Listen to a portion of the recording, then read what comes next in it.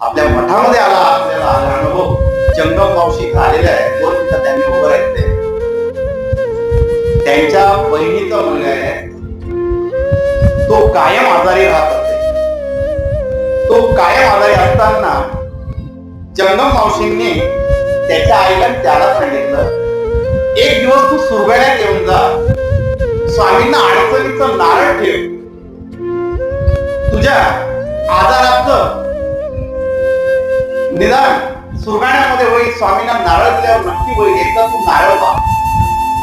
तो काही सुरगाण्याला आला नाही, तर मावशींनी त्याच्यासाठी नारळ व्हायला आपल्या मनामध्ये त्या दरवेळेस द्यायच्या. असे त्यांनी 3 ते 4 वेळेस स्वामींना नारळ अर्पण केला अडचणीचं. आणि एक दिवस त्याच्या घरी गेल्या डोलीला आणि त्याला विनंती केली, बाबा तू स्वामीच्या दर्शनाला तरी जा, याचं निदान होईल.